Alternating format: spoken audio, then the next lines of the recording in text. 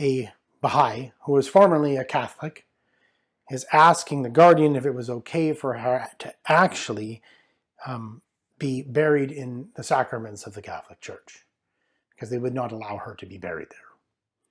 And he says that, quote, and that he no doubt is beginning to see religious truth in its true light and to appreciate the station of Baha'u'llah.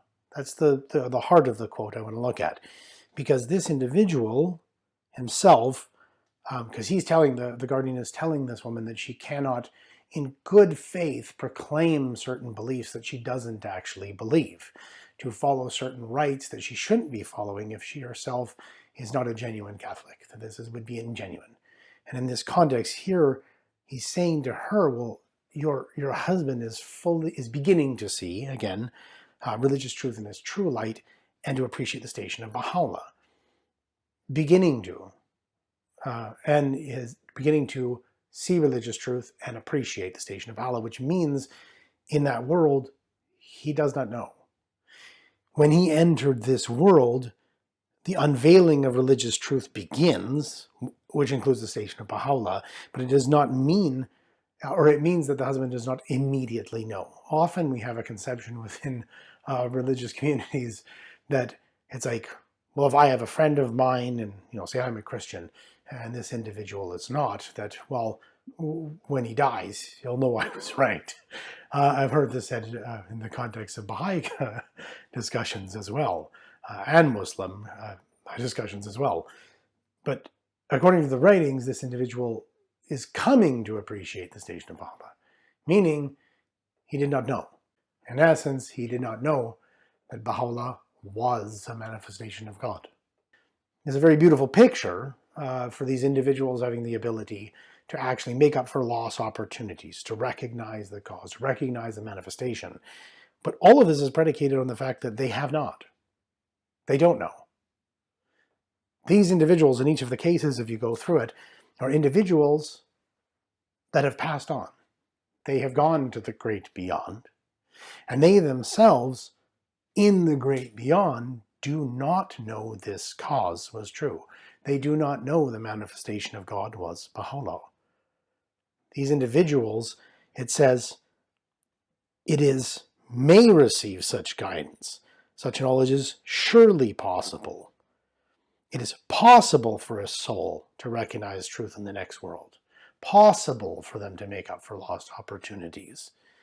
We'll have a chance to progress. If you listen to the quotes I already quoted, in each case, it's that you can come to a full recognition of the revelation, and may he be guided. May he be guided to a truer and deeper appreciation of the cause, and if so, make up for lost opportunities.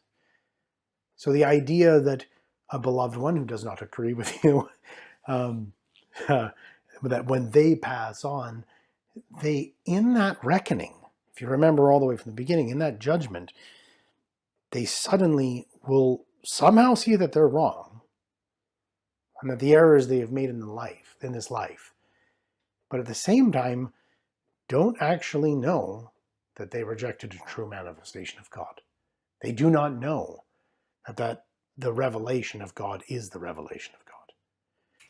This idea that individuals do not know the manifestation of God for their time period, once they enter the next world, if we really think about the definitions and what we know of heaven and hell, should actually be obvious once we begin to consider it.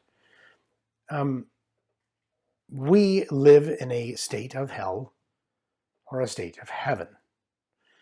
Those being defined repeatedly as, first, if you know the opening of the Most Holy Book, the recognition of the manifestation of God, and then following his commandments and his good pleasure. Carrying out the, if you will, the physician's remedy for this world, being a part of reconstructing society in the vision of the manifestation of God for that day.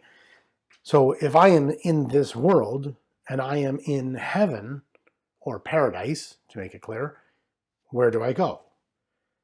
Paradise, when I pass on. because I move from a state of knowing the manifestation of God in this period into a state of knowing the manifestation of God in this day. Well, of course, then the individual who is actually in hell in this world, thereby defined as reunion, as, if you will, the lack of reunion with the manifestation of God, the lack of the knowledge of the very purpose, the teleology, the telos of that individual, and not acting, right? Again, the second condition at the opening of the Most Holy Book, and not fulfilling that which is for the best and greatest good of humankind in this day, moves from that position of hell, a lack of knowledge, and working with that knowledge to embody his teachings, to a place in the next world of a lack of knowledge and not embodying his teachings. We move from paradise to paradise, from fire to fire. We don't move from paradise to fire, or from fire to paradise.